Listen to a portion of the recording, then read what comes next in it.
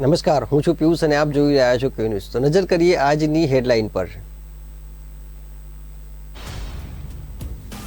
મોદી સરકારે રજૂ કરેલા નવા કૃષિ કાયદાઓના વિરોધમાં ખેડૂતો છેલ્લા 1 મહિના કરતાં વધુ સમયથી દિલ્હીની સરહદે આંદોલન કરી રહ્યા છે। તો ખેડૂતોના આંદોલનના કારણે દિલ્હી અને પંજાબ સહિત પાડોશી રાજ્યોને અત્યાર સુધીમાં ₹27,000 કરોડથી વધુનું નુકસાન થયું છે।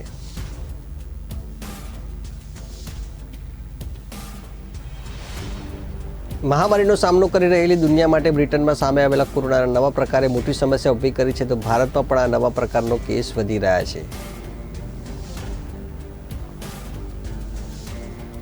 ગુજરાત બાર કાઉન્સિલે થોડા દિવસ પહેલા સુરતની VNSUSV રાજકોટની સૌરાષ્ટ્ર યુનિવર્સિટીમાંથી LLB કરનારા વિદ્યાર્થીઓની ગ્રેજ્યુએશનની ડિગ્રી નકલી હોવાનું જણાવ્યું હતું। તો આ તમામ વિદ્યાર્થીઓ સુરત સહિત અન્ય જિલ્લામાં સંચાલિત કથિત ડિસ્ટન્સ લર્નિંગના નાના સેન્ટરોમાંથી ગ્રેજ્યુએશન કર્યું હતું।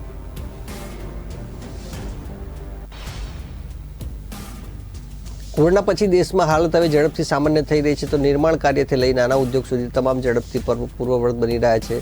તો ઇનોવેશન એટલે કામમાં ઝડપ માટે પ્રખ્યાત ભાજપના ભૂતપૂર્વ પ્રમુખ અને કેન્દ્રીય માર્ગ પરિવહન તથા MSME મંત્રી નીતિન ગડકરીએ સાથે વિશેષ વાત કરી હતી।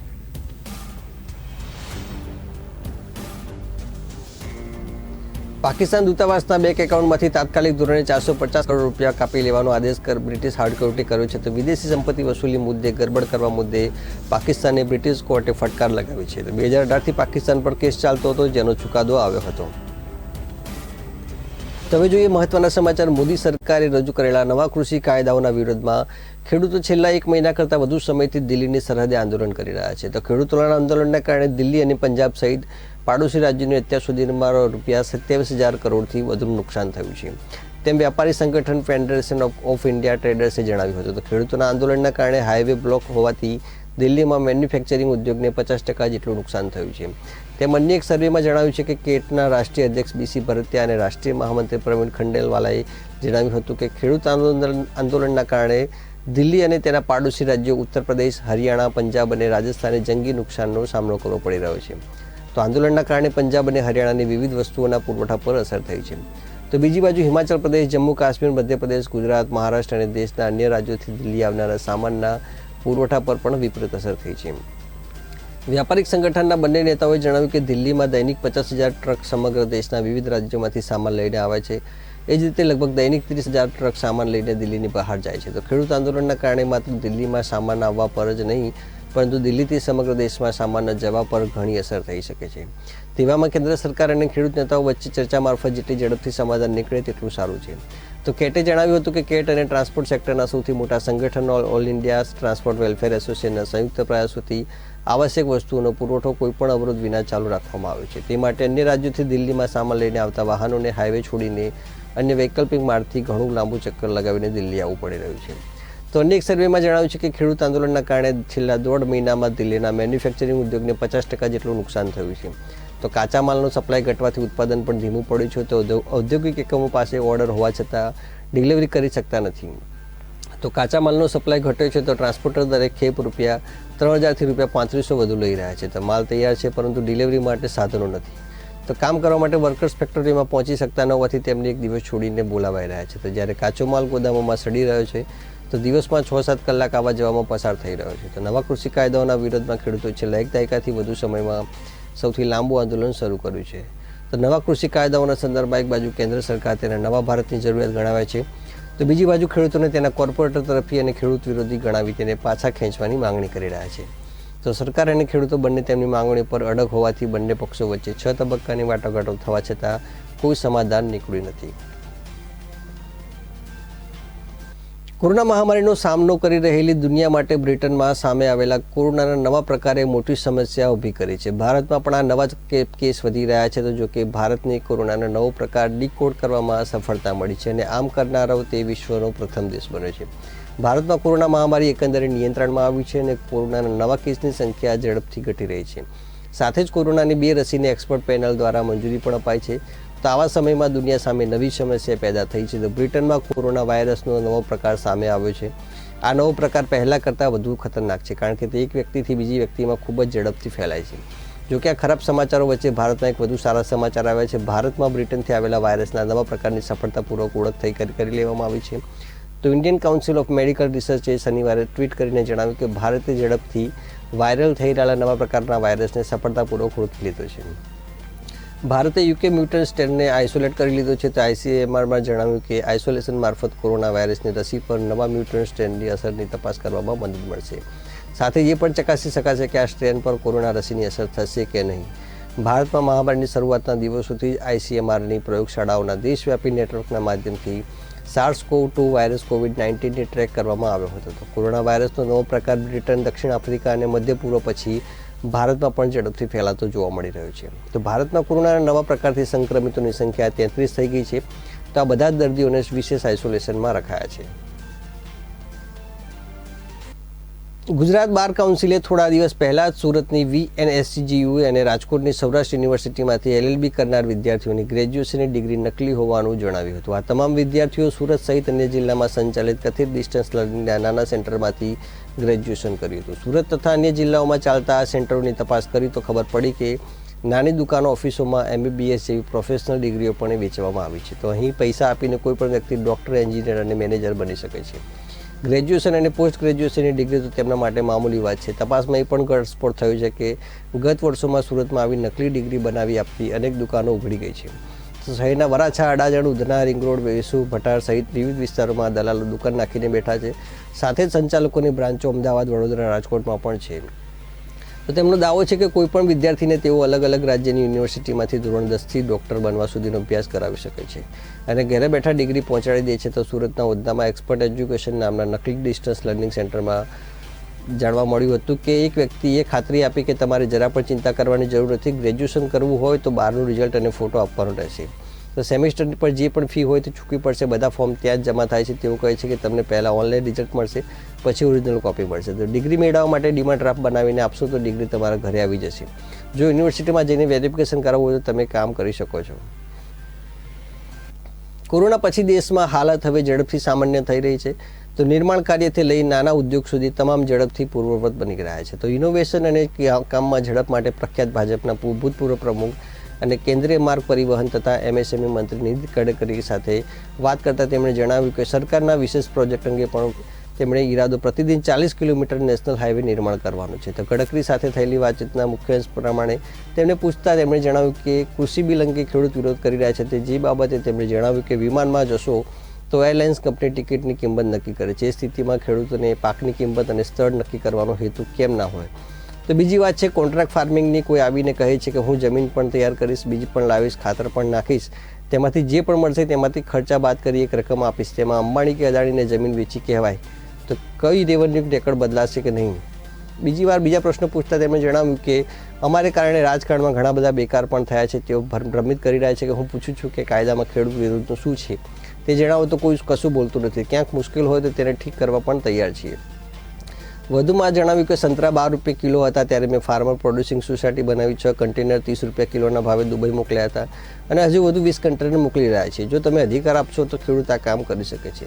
સરકાર સહયોગ આપવા તૈયાર છે. એ જ રીતે શેરડીના રસમાંથી સીધો જ ઇથિનોલ બનશે, મોલાસીસમાં ઇથિનોલ બનશે. આપણા દેશમાં આપણે પેટ્રોલમાં 22 ઇથિનોલ નાખી શકીએ છીએ. આ માટે 1600 કરોડ લીટર ઇથિનોલ જોઈએ. તે પ્રતિ લીટર 65 રૂપિયાના ભાવે મળશે. તો આ પેટ્રોલથી પણ સસ્તું હશે.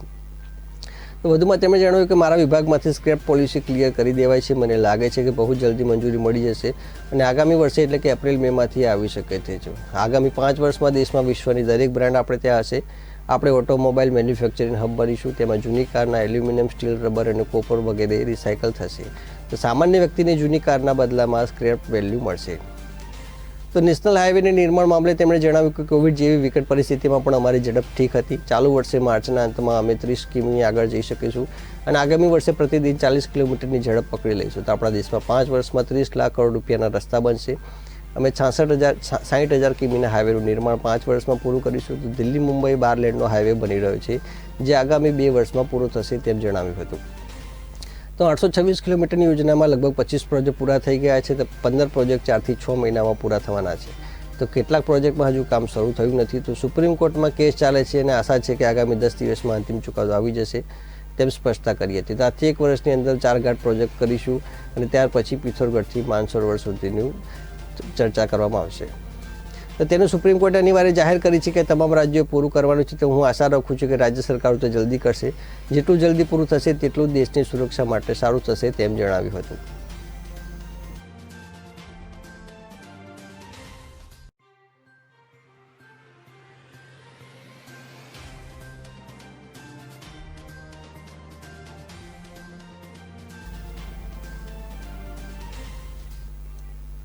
બે હજાર 2018થી ચાલી રહેલા કેસમાં પેનલ્ટી ચૂકવવાનો આદેશ વિદેશી સંપત્તિને વસૂલી મુદ્દે ગરબડ કરનાર પાકિસ્તાનને બ્રિટિશ નેશનલ એકાઉન્ટેબિલિટી બ્યુરોએ ફટકાર લગાવી છે. તો પાકિસ્તાન દૂતાવાસના બેંક એકાઉન્ટમાંથી તાત્કાલિક ધોરણે 450 કરોડ રૂપિયા કાપી લેવાનો આદેશ બ્રિટિશ હાઈકોર્ટે કર્યો છે. તો વિદેશી સંપત્તિ વસૂલી મુદ્દે ગરબડ કરવા બદલ પાકિસ્તાનને બ્રિટિશ કોર્ટે ફટકાર લગાવી છે.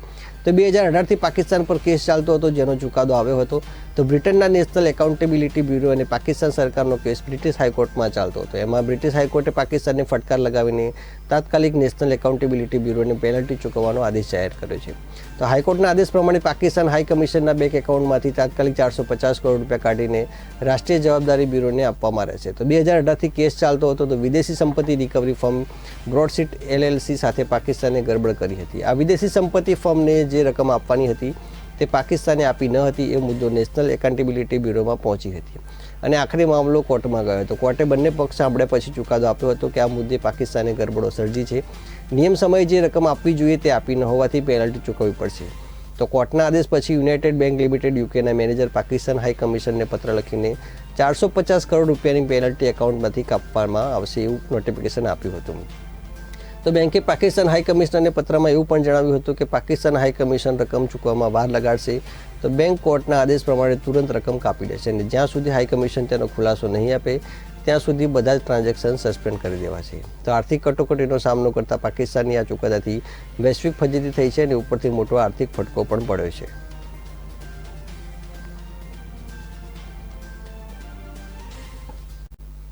તો હવે સમય થયો છે એક નાનકડા વિરામનો. તો મળીએ એક વિરામ બાદ.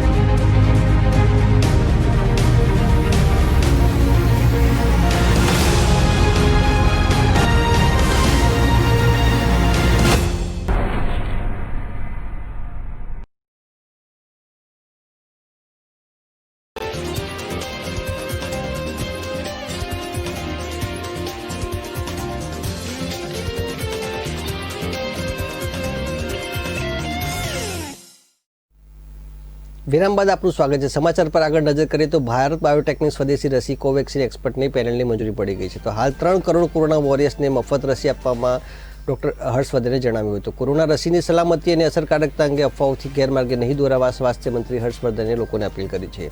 તો કોરોના મહામારી સામેની લડાઈમાં દેશને નવા વર્ષના બીજા દિવસે બીજી ભેટ મળી છે. તો સેન્ટ્રલ ડ્રગ સ્ટાન્ડર્ડ કંટ્રોલ ઓર્ગેનાઇઝેશનની એક્સપર્ટ પેનલે શનિવારે કોરોનાની સૌપ્રથમ સ્વદેશી રસી ભારત બાયોટેકની કોવેક્સિનની ઇમરજન્સી ઉપયોગ માટે મંજૂરી આપી દીધી છે. હવે તેને ડ્રગ કંટ્રોલર જનરલ ઓફ ઇન્ડિયાને અંતિમ મંજૂરી આપવા માટે મોકલાશે.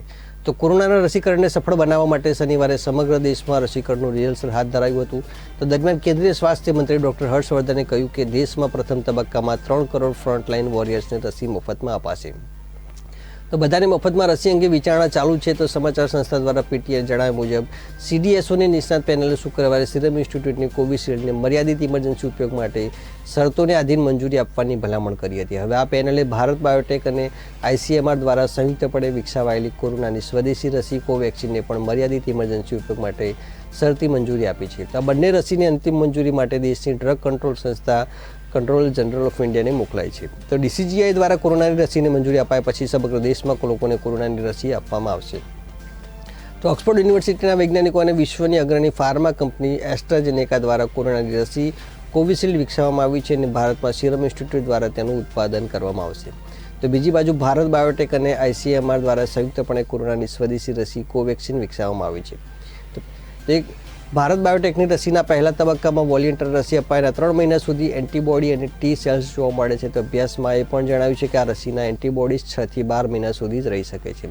તો દેશમાં કોરોનાની રસી ઉપલબ્ધ થવાની આશાએ પ્રબળ બનવાની સાથે સરકારે રસીકરણ કાર્યક્રમને સફળ બનાવવા અને કાર્યક્રમના વાસ્તવિક અમલમાં આવનારા અવરોધ ચકાસવા માટે શનિવારે સમગ્ર દેશમાં રસીકરણનું રિહર્સલ કર્યું હતું. તો દિલ્હીમાં 3 સ્થળો પર જ્યારે મહારાષ્ટ્ર, કેરળ અને ગુજરાતમાં 4 જિલ્લાઓમાં રસીકરણનું રિહર્સલ હાથ ધરાયું હતું. તો કેન્દ્રીય સ્વાસ્થ્ય મંત્રાલયે જણાવ્યું કે દેશમાં મોટાભાગના રાજ્યોમાં રસીકરણના રિહર્સલમાં કોઈ મોટા અવરોધ ઊભા ન થાય તે માટે બધા રાજ્યોએ વ્યાપક સ્તરે રસીકરણ કાર્યક્રમના અમલ માટે ઓપરેશનલ માર્ગદર્શિકા અને IT પ્લેટફોર્મ પર વિશ્વાસ વ્યક્ત કર્યો હતો. તો રિહર્સલ દરમિયાન જિલ્લા તંત્રને ડૉક્ટરોની ટીમે ડમી લાભાર્થીઓને ડેટા અપલોડ કરવો, સેશન સાઇટ ઊભી કરવી અને રસીની ફાળવણી લાભાર્થીઓને રસીની માહિતી આપવી અને રસીના પરિવહન સંબંધિત પ્રવૃત્તિઓ હાથ ધરી હતી. તો દિલ્હીમાં રસીકરણ કાર્યક્રમના રિહર્સલની સમીક્ષા કરતા ડૉક્ટર હર્ષવર્ધને લોકોને રસીની સલામતી અને અસરકારક જે કટકોડો અને ખોટી માહિતીઓથી ગેરલાભે નહીં દોરાવા અપીલ કરી હતી. તો તેમણે જણાવ્યું કે કોરોના અંગે ખોટી અફવાઓ ફેલાવવાનું ટાળવું જોઈએ. પોલિયો રસીકરણના અભિયાન વખતે પણ અનેક પ્રકારની અફવાઓ ફેલાઈ હતી. તેમ છતાં લોકોએ પોલિયોની રસી લીધી અને તેનું પરિણામ પણ આવ્યું છે. તો સ્વાસ્થ્ય મંત્રીએ જણાવ્યું કે દેશમાં બધા લોકો કોરોનાની રસી મફતમાં આપશે. જોકે તેમણે પાછળથી પણ ખુલાસો કર્યો કે હાલ પ્રથમ તબક્કામાં 3 કરોડ ફ્રન્ટ વોરિયર્સને મફતમાં રસી અપાશે. તેમાં 1 કરોડ સ્વાસ્થ્ય કર્મચારી અને 2 કરોડ ફ્રન્ટલાઇન વર્કર્સનો સમાવેશ થાય છે. તો અન્ય પ્રાથમિકતા યાદીમાં સામેલ 27 કરોડ લોકોને જુલાઈ માસમાં સુધીમાં રસી આપવામાં આવશે. તો હર્ષવર્ધને ઉમેર્યું કે આજે સંપૂર્ણ પ્રક્રિયા વાસ્તવિક રસીકરણ અભિયાન જેવી છે. માત્ર લોકોને ઓરિજિનલ રસી અપાઈ નથી રહી. રસી અપાયા પછી કોવિડના પણ આડઅસર થશે તો સ્વાસ્થ્ય મંત્રાલય તેના માટે જરૂરી તૈયારી કરી રહ્યું છે. તો સ્વાસ્થ્ય મંત્રાલયના જણાવ્યા મુજબ પહેલાં ખાનગી અને સરકારી હોસ્પિટલોના સ્વાસ્થ્ય કર્મચારીઓને રસી અપાશે, ત્યાર પછી ફ્રન્ટલાઇન વર્કર્સને રસી આપવામાં આવશે. તો ભારત એક્સપર્ટ પેનલે મંજૂરી આપી દીધી છે. આવા સમયમાં કેન્દ્રીય મંત્રી પ્રકાશ જાવડેકરે જણાવ્યું હતું કે વિશ્વમાં ભારત કદાચ એકમાત્ર એવો દેશ છે જ્યાં કોરોનાની એક સાથે 4 રસી તૈયાર થઈ રહી છે. સિરમ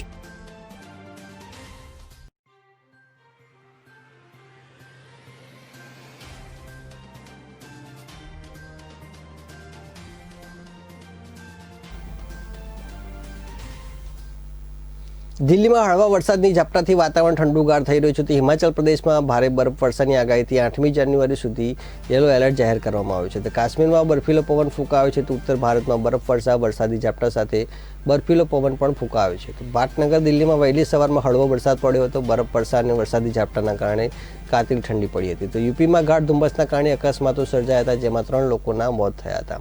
તો ઉત્તર ભારતના ઘણા સ્થળોએ બરફવર્ષા થઈ હતી અને કેટલાક સ્થળોએ હળવા વરસાદી ઝાપટા પણ જોવા મળ્યા હતા. તો પાટનગર દિલ્હીમાં વહેલી સવારથી હળવો વરસાદ પડ્યો હતો. તેની અસર વાતાવરણમાં થઈ હતી. પાટનગર દિલ્હીનું વાતાવરણ ઠંડુગાર થઈ રહ્યું છે. તો ઝાકળ ધુમ્મસના કારણે જનજીવન પણ પ્રભાવિત થઈ રહ્યું છે. તો હિમાચલ પ્રદેશના કિલોંગમાં તાપમાન -7.3 ડિગ્રી રહ્યું હતું. શિમલા, મનાલી જેવા સ્થળોએ પણ તાપમાનનો પારો શૂન્યની નીચે ગગડી ગયો હતો. એટલું જ નહીં, બરફવર્ષાની વરસાદી ઝાપટાના કારણે બર્ફીલો પવન પણ ફૂંકાયો હતો. તો આગામી 8મી જાન્યુઆરી સુધી ભારે બરફવર્ષાની આગાહી હોવાથી હિમાચલ પ્રદેશમાં યલો એલર્ટ જાહેર કરવામાં આવ્યો છે. તો કાશ્મીરમાં બર્ફીલો પવન અનુભવાયો હતો. કેટલાક સ્થળોએ બરફવર્ષા થઈ હતી અને તાપમાનનો પારો -5 થી 7 સુધી પહોંચી ગયો હતો. તો ગુલમર્ગનું તાપમાન -6 થી 9 સુધી નોંધાયું હતું. તો શ્રીનગરનું તાપમાન -3 સુધી ગયું હતું. તો કોકરનાગનું -5.6, પહલગામનું -7.8 તાપમાન નોંધાયું હતું. પંજાબ, હરિયાણાના 1 ડઝન જેટલા સ્થળોએ લઘુત્તમ તાપમાનનો પારો 3 થી 7 લઈને 5.2 સુધી પહોંચી ગયો હતો. તેના કારણે તેના શીતલહેર યથાવત રહી હતી. તો ઉત્તર પ્રદેશના લખનઉ, બરેલી, સુલતાનપુર, બરબક્કી જેવા શહેરોમાં દિવસભર ધુમ્મસની અસર જોવા મળી હતી. તો લખનઉ આગ્રા હાઈવે પર ધુમ્મસના કારણે ટ્રક ડમ્પર વચ્ચે અકસ્માત સર્જાયો હતો, જેમાં 3ના મોત થયા હતા અને 6 કરતાં વધુની ઈજા થઈ હતી. તો ધુમ્મસના કારણે યુપીના ઘણા શહેરોનું જનજીવન ઠપ થઈ ગયું હતું. ભારતીય ક્રિકેટ બોર્ડના પ્રમુખ અને ભૂતપૂર્વ કેપ્ટન સૌરવ ગાંગુલીને આજે બપોરે 1 વાગ્યાની આસપાસ હૃદયરોગના હુમલા આવતા તેને તરત જ હોસ્પિટલમાં ખસેડવામાં આવ્યા હતા. તેના ECG રિપોર્ટ આધારે એન્જિયોગ્રાફી કરવાની જરૂર જણાઈ હતી. તો ગાંગુલીની 3 નળી બ્લોક જોવા મળી હતી, જેમાં એક 90% બ્લોક હતી. તો આ માટે એન્જિયોગ્રાફી કરીને એક સ્ટેન્ડ મૂકવામાં આવ્યું છે. તો તબીબી રીતે 48 કલાક હોસ્પિટલમાં નિરીક્ષણ હેઠળ રાખવાનો નિર્ણય લીધો છે. તો હાલ ગાંગુલીની તબિયત સારી અને સ્થિર છે. તો ગાંગુલી તેના નિયમ પ્રમાણે તેના ઘરમાં જીમ હોય ત્યાં ટ્રેડમિલ કસરત કરતા હતા. ત્યારે છાતીમાં દુખાવો પડ્યો હતો. તો તરત જ તેના ફેમિલી ડૉક્ટરે જણાવ્યું હતું અને તેમણે ગાંગુલીને હોસ્પિટલમાં દાખલ થઈ જવા જણાવ્યું હતું. ગાંગુલીને શુક્રવારની રાત્રિમાં પણ થોડી બેચેની લાગતી હતી. જોકે સવાર પછી મોડેથી તેના નિત્યક્રમને જાળવવામાં વાંધો નહીં આવે તેમ જણાતા તેમણે કસરત કરી હતી. તો ગાંગુલી કોલકાતાની વુડલેન્ડ હોસ્પિટલમાં સારવાર લઈ રહ્યા છે. તો તો ગાંગુલીની સારવાર અને રિકવરી માટે 4 તબીબોની ટીમ કાર્યરત છે. તો ગાંગુલીની નાદુરસ્ત તબિયતના સમાચાર સોશિયલ મીડિયામાં ફેલાઈ જતા વર્તમાન અને ભૂતપૂર્વ ક્રિકેટરો તેમજ ક્રિકેટના વહીવટી સાથે સંકળાયેલા હોદ્દેદારો તેમજ ચાહકોએ તે ઝડપથી સાજા થઈ જાય તે માટે શુભેચ્છા વ્યક્ત કરી હતી. ડ્રગના ખેપિયાઓએ હવે ભારતમાં કેફી દ્રવ્યો ઘુસાડવા હવાઈ મુસાફરીનો નવો રૂટ શોધ્યો છે. ગયા સપ્તાહે નાર્કોટિક કંટ્રોલ બ્યુરોએ જામ્બિયાના 2 ખેપિયાઓને ફાઇન ક્વોલિટીના હેરોઇન સાથે પકડી પાડ્યા હતા. તો પ્રથમ કેસમાં એનસીબીએ જામ્બિયાનો પુરુષ મલાપી જોશુઆને 25 ડિસેમ્બરે ઇન્દિરા ગાંધી ઇન્ટરનેશનલ એરપોર્ટ પરથી 4.6 કિલો હેરોઇન સાથે પકડી પાડ્યા હતા, જ્યારે તેનો સાથી મામ્બે વિલિયમ 31 ડિસેમ્બરે 700 ગ્રામ હેરોઇન સાથે જ એરપોર્ટ પરથી પકડી પાડ્યો હતો. તો આ બંને જણા દુબઈથી આવેલા ફાઇન ક્વોલિટીના હેરોઇન સાથે 2 જામ્બિયાની ધરપકડથી એ વાતનો ઘટસ્ફોટ થયો છે કે રિવર્સ રૂટથી તેઓ ભારતમાં હેરોઇન ઘુસાડે છે. તેમની પાસેથી પકડાયેલા માલની કિંમત રૂપિયા 22 કરોડ થાય છે, એમ એનસીબીના ડાયરેક્ટર KPS મલ્હોત્રાએ જણાવ્યું હતું. તો ભારતમાં કેફી દ્રવ્યો ઘુસાડવાનો જાણીતો અને સામાન્ય રૂટ પાકિસ્તાન ભારતની સરહદ હોય છે. તો કેટલાક કેસોમાં પૂર્વોત્તર ભારતના રાજ્યોમાંથી પણ ખેપિયાઓ માલ ઘુસાડે છે. તો આ રિવર્સ રૂટ એટલે કે અફીણ અને હેરોઇનના મુખ્ય ઉત્પાદક દેશ અફઘાનિસ્તાનમાંથી માલ લીધા પછી 2 અલગ અલગ રૂટ મારફતે ભારતમાં ઘુસાડવાનું તેમણે જણાવ્યું હતું. પશ્ચિમી અને પૂર્વોત્તરી સરહદે સઘન ચેકિંગના કારણે દાણચોરી અને ખેપિયાઓ હવે નવા રૂટ મારફતે કેફી દ્રવ્યો ભારતમાં ઘુસાડે છે. તો મલ્હોત્રાએ જણાવ્યું હતું કે 2 નવા રૂટ પૈકીનું એક એ છે કે અફઘાનિસ્તાન અને પાકિસ્તાનમાંથી લીધેલા માલને દરિયાઈ માર્ગે શ્રીલંકા અને માલદીવ્સ મોકલવું અને ત્યાંથી એ માલને ભારતમાં ઘુસાડવું. તાજેતરમાં જપ્ત કરેલા મોટા જથ્થા પછી આને જાણ થઈ છે. તો બીજો રૂટ એ છે કે અફઘાનિસ્તાન અને પાકિસ્તાનમાંથી હેરોઇન લઈને તેને આફ્રિકાના કોઈ દેશમાં મોકલવામાં આવે છે અને ત્યાર પછી કુરિયર અને મુસાફરોની મદદથી હવાઈ માર્ગે તેને ભારતમાં ઘુસાડવામાં આવે છે. આમ ભારતમાં હવાઈ માર્ગે પણ કેફી પદાર્થોની દાણચોરી વધવા લાગી છે તેમ જણાવ્યું હતું. બિલિયનર્સની સંપત્તિમાં 1.9 લાખ કરોડનો ડોલરનો વધારો થયો છે. તો 2200 અબજપતિઓની સંપત્તિની ફોર્બ્સ દ્વારા ગણતરી કરવામાં આવી છે. તો લોકડાઉન કોરોના અબજપતિઓને નથી નડ્યો. ખેડૂતોની આવક ડબલ કરવાની વાતો વચ્ચે ભારતમાં અબજોપતિની સંપત્તિ 75 અબજ ડોલર વધી છે. તો ફોર્બ્સ મેગેઝિનના જણાવ્યા અનુસાર જગતના 2200 જેટલા બિલિયનરોના કુલ સંપત્તિ વર્ષ 2020 દરમિયાન 1.9 લાખ કરોડ વધી છે. તો 2020નું વર્ષ કોરોનાને કારણે આખા જગતની આર્થિક પ્રવૃત્તિઓ ખોરવી નાખવા માટે બદનામ થયું છે. તો મોટાભાગના દેશો મહિનાઓ સુધી લોકડાઉન કર્ફ્યુની સ્થિતિમાં રહ્યા હતા, એટલે સામાન્ય લોકોની આર્થિક પ્રવૃત્તિ અટકી પડી હતી. પરંતુ અબજોપતિઓની સંપત્તિમાં ઉતાર અને બધે ચઢાવ આવ્યા છે. તો 31 ડિસેમ્બરે 2019ના સમયે જગતના અબજપતિઓની કુલ સંપત્તિ 9.5 લાખ કરોડ ડોલરની હતી. એ 2020ના અંત સુધીમાં વધીને 11.4 ટ્રિલિયન ડોલર થઈ છે. તો એટલે કે સરેરાશ સંપત્તિમાં 20% વધારો થયો છે. તો અમેરિકાના 600 અબજપતિની કુલ સંપત્તિમાં વર્ષ દરમિયાન 560 અબજ ડોલરનો વધારો નોંધાયો હતો. તો ભારતમાં સરકાર ખેડૂતોની આવક ડબલ કરવાની વાતો કરે છે, તો વાસ્તવિકતા અલગ છે. ખેડૂત આંદોલન કરે છે અને મૃત્યુ પામી રહ્યા છે. તેની સામે ભારતના અબજપતિઓની સંપત્તિમાં વર્ષ દરમિયાન 75 અબજ ડોલરનો જંગી વધારો નોંધાયો હતો. તો ટેસ્લા મોટર્સના CEO ઇલોન મસ્કે આ વખતે મોટો જમ્પ માર્યો હતો. તેમની સંપત્તિ 110 અબજ ડોલરમાંથી વધીને 137 ડોલર થઈ હતી. તેઓ જગતના ત્રીજા ધનાઢ્ય વ્યક્તિ બન્યા હતા. તો હવે સમય થયો છે નાનકડા વિરામનો. તો મળીએ એક વિરામ બાદ.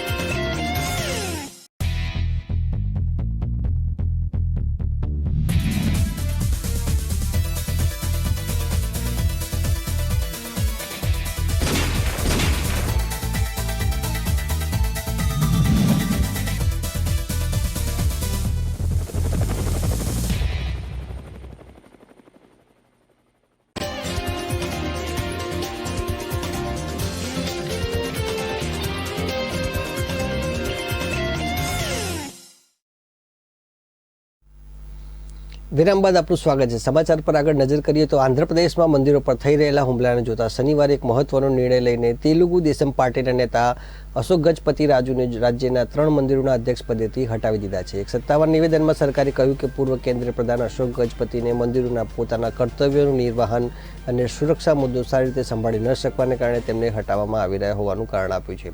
અશોક ગજપતિ રાજુ વિજયનગરમાં જિલ્લામાં શ્રી રામસ્વામી દેવસ્થાનમાં ભગવાન શ્રીરામની મૂર્તિને વિધ્વંસ થતી રોકવા માટેના પગલાં લેવામાં નિષ્ફળ રહ્યા છે. તો રાજ્યની જગનમોહન રેડ્ડીના નેતૃત્વમાં રાજ્ય સરકારે કહ્યું કે તે મામલે સાવધાનીપૂર્વક તપાસ બાદ સરકારના 3 મંદિરોના ટ્રસ્ટ બોર્ડના અધ્યક્ષ પદેથી અશોક ગજપતિ રાજુને હટાવી દીધા છે. તો જે 3 મંદિરોના અધ્યક્ષ પદેથી રાજુને હટાવવામાં આવ્યા છે તે શ્રી રામસ્વામી દેવસ્થાનમ, શ્રી પીડીદલ્ટી અસ્મવરી દેવસ્થાનમ અને શ્રી મંડેશ્વર સ્વામી મંદિરનો સમાવેશ થાય છે. ઓસ્ટ્રિયાની ફાલ્કટ પહાડીઓમાં એક વિચિત્ર દુર્ઘટના બની હતી. તો ફાલ્કટની પહાડીઓમાં ટ્રેકિંગ માટે ગયા તે વખતે બોયફ્રેન્ડે સુંદર રોમેન્ટિક વાતાવરણમાં ગર્લફ્રેન્ડને મેરેજ માટે પ્રપોઝ કર્યું હતું. તે પ્રપોઝથી ગર્લફ્રેન્ડ એટલી ઉત્સાહિત થઈ ગઈ હતી કે તેનો પગ લપસી ગયો હતો અને તે ખીણમાં ખાબકી ગઈ હતી. કાલ્ફર્ટની 650 ફૂટ ખીચ પહાડી પર સુંદર વાતાવરણમાં 27 વર્ષના બોયફ્રેન્ડે 32 વર્ષની ગર્લફ્રેન્ડને પ્રપોઝ કર્યું હતું. તો પ્રપોઝના જવાબમાં તુરંત જ ગર્લફ્રેન્ડે હા કહ્યું અને તે ખુશીથી ઉછળી પડી હતી. તો પહાડીની બરાબર ટોચ પર આ ઘટના બની હતી અને નીચે ઊંડી ખીણ હતી. ઉત્સાહના અતિરેકમાં ઉછળેલી ગર્લફ્રેન્ડનો પગ લપસી ગયો હતો અને તે ખીણમાં ખાબકી હતી. તો ખીણમાં ખાબકતી વખતે ખૂબ જ લાગણીસભર અને ફિલ્મી દ્રશ્ય સર્જાયું હતું. બોયફ્રેન્ડે તેને ખીણની ધારે પકડી લીધી હતી, પણ લાંબો સમય એ સ્થિતિમાં રહી શકાય તેવું ન હતું. પણ 2 પળમાં ઘટના બની ગઈ. નીચે પડતા પણ ગર્લફ્રેન્ડે આંખમાં આંસુ સાથે લાગણીસભર અવાજમાં બોયફ્રેન્ડને કહ્યું, હા હું તારી સાથે જ લગ્ન કરીશ. આટલું બોલતા જે ઊંડી ખીણમાં પડી ગઈ. પણ જાણે પ્રેમની શક્તિએ એને જીવતી રાખી. તાજી બરફ વર્ષા થઈ હોવાથી ચારે બાજુ બરફ જામ્યો. એ બરફ પડવાથી યુવતીનો જીવ બચી ગયો. એને હાથ પગ કમરમાં ઈજા થઈ, પરંતુ એ જીવી ગઈ. તેની પાછળ ખીણમાં પહોંચેલો તેનો બોયફ્રેન્ડ પણ ઈજાગ્રસ્ત થયો હતો. તેની પાછળ બચાવવા માટે હાંફળો થઈને દોડ્યો ત્યારે 50 ફૂટની ઊંચાઈથી પડ્યો હતો, પરંતુ પ્રેમની શક્તિએ બંનેનો ચમત્કારિક બચાવ કર્યો. લગ્નની પ્રપોઝે જાણ બંનેને એકબીજાની સાથે ગમે તેવા પરિસ્થિતિમાં જીવવાનું જોમ આપ્યું. તો દૂરથી બીજા પ્રવાસીઓએ આ દ્રશ્યો જોયું હશે. તેમાંથી કોઈ ઇમરજન્સી સર્વિસમાં મદદ માટે કોલ કર્યો. અંતે હેલિકોપ્ટરની મદદથી બંનેને ઊંડી ખીણમાંથી સલામત રીતે ઉપર લાવવામાં આવે. તો રેસ્ક્યુની ટીમ અધિકારીઓ કહ્યું કે યુવક યુવતીની ખરેખર ખૂબ જ નસીબદાર કહેવાય. આટલી ઉપરથી પડ્યા પછી પણ બચાવ થયો છે. તો બંનેને તુરંત સારવાર અપાઈ હોવાથી સ્થિતિ ખતરાથી બહાર હોવાનું અધિકારીઓ જણાવ્યું હતું. તો આ ઘટના ઓસ્ટ્રિયામાં ખૂબ જ ચર્ચાસ્પદ બની હતી. તમાકુ અને ધૂમ્રપાનને લઈને સરકાર વધુ આકરા નિયમો લાગુ કરવા જઈ રહી છે. હાલમાં જે પ્રસ્તાવ તૈયાર કરાયો છે તે મુજબ ધૂમ્રપાન કરનાર લઘુત્તમ વય મર્યાદા 18 વર્ષથી વધારીને 21 વર્ષ કરવામાં આવશે. સાથે જ જાહેર સ્થળો પર તંબાકુ કે સિગરેટ પીવા પર 200 રૂપિયાને બદલે 2000 રૂપિયા દંડ લેવાશે. કેન્દ્રીય સ્વાસ્થ્ય મંત્રાલય દ્વારા તૈયાર કરાયેલા નવા નિયમોમાં માત્ર ધૂમ્રપાન કરનારા માટે જ નહીં, વેચાણ કરનારા માટે પણ આકરા દંડ અને સજાની જોગવાઈ કરવામાં આવી છે. શૈક્ષણિક સંસ્થાઓ હોય ત્યાંથી 100 મીટરની અંદર આવી કોઈ પણ વસ્તુ નહીં વેચી શકાય. સિગારેટ કે તંબાકુનું પેકિંગને ખોલ્યા વગર જ વેચવાની રહેશે. પ્રતિબંધિત સ્થળો પર વેચાણ કરનારા પર આકરા નિયમો લાગુ કરાયા છે. ગેરકાયદેસર કારોબાર પર 1 વર્ષની કેદ અને 50,000 રૂપિયાનો દંડ કરાશે. બીજી વખત આવું કરવા પર 2 વર્ષની કેદ અને 1 લાખનો દંડ કરાશે. તો ગેરકાયદેસર સિગરેટ બનાવવા પર 2 વર્ષની કેદ અને 1 લાખનો દંડ કરાશે. ધૂમ્રપાનની કોઈપણ વસ્તુ માટે જાહેરાત નહીં કરી શકાય. સાથે જ હવે એક મોટો નિર્ણય યુવા અને વ્યસનમુક્ત બનાવવા માટે લેવામાં આવ્યો છે. હવેથી 21 વર્ષથી ઓછી વયના ધૂમ્રપાનથી કે તંબાકુની કોઈપણ વસ્તુ વેચી નહીં શકાય. આભાસી ઓનલાઈન ચલણ બિટકોઇનના ભાવમાં નવા વર્ષની શરૂઆતમાં ઉછાળો નોંધાયો હતો. તો ક્રિપ્ટોકરન્સી કરતાં માર્કેટમાં બિટકોઇનનો ભાવ $31,584 નોંધાયો હતો. એ રીતે બિટકોઇનને પ્રથમવાર $30,000 કરતાં વધારે મૂલ્ય હાંસલ કર્યું હતું. તો ઓનલાઈન હેરાફેરી થતા ચલણને ક્રિપ્ટોકરન્સી કહેવામાં આવે છે, જે નામ પ્રમાણે જ સાંકેતિક ભાષામાં કામ કરે છે. જગતમાં અનેક પ્રકારની ક્રિપ્ટોકરન્સી લેવડ દેવડના તેને જાણકારો કરતા હોય છે. એમાં બિટકોઇન સૌથી પોપ્યુલર ચલણ છે. હજુ 2 અઠવાડિયા પહેલાં જ બિટકોઇનનો ભાવ $20,000 થયો હતો. ટૂંકા ગાળામાં $10,000 વધતા 2021માં બિટકોઇન આંતરરાષ્ટ્રીય કરન્સી માર્કેટમાં નવા જૂની કરી શકે તેવી શક્યતા છે. તો ડિજિટલ યુગમાં પરંપરાગત ચલણી નોટ કે સિક્કા વગર પણ ખરીદી વેચાણ માટે ક્રિપ્ટોકરન્સી અસ્તિત્વમાં આવી છે. બિટકોઇન બધી ક્રિપ્ટોકરન્સીમાં સૌથી લોકપ્રિય છે. તો 2009માં શરૂ થયા પછી હવે બિટકોઇનની સ્વીકાર્યતા વધતી જાય છે અને મોટી નાણાકીય પેઢીઓ પણ તેમાં રોકાણ માટે આગળ આવી રહી છે. રાજ્યમાં કોરોના સંક્રમણ સામે રોગ પ્રતિકારક શક્તિ વધારવા માટે આયુર્વેદિક ઔષધો પૂરા પાડવા અને કોરોના પોઝિટિવ દર્દીઓને આયુર્વેદિક ચિકિત્સા આપવા દેશભરમાં ગુજરાત અગ્રેસર રહ્યું છે. રાજ્યના 2 કરોડ નાગરિકોને આયુર્વેદિક ઉકાળાના 10.19 કરોડ ડોઝ અપાયા છે. તો રાજ્યના આયુષ્ય નિયામન જણાવ્યા પ્રમાણે 6.11 કરોડ લોકોને હોમિયોપેથી, આર્સેનિક આલ્બમ અને 71.11 લાખ સેન્સિમિલિટી ટેબ્લેટનું વિતરણ કરાયું છે. તો ક્વોરન્ટાઇન થયેલા 34,000 લોકોને આયુષ સારવારથી આરક્ષિત કરાયા છે. તો 40,000થી વધુ કોરોના પોઝિટિવ દર્દીઓને આયુર્વેદિક તથા હોમિયોપેથિક સારવાર અપાઈ છે. તો જે પૈકી 1%થી પણ ઓછા લોકોને હોસ્પિટલમાં વધુ સારવાર માટે મોકલવા પડ્યા હતા. તો હવે સમાચારોમાં બસ આટલું જ. વધુ સમાચાર માટે જોતા રહો કે ન્યૂઝ. નમસ્કાર.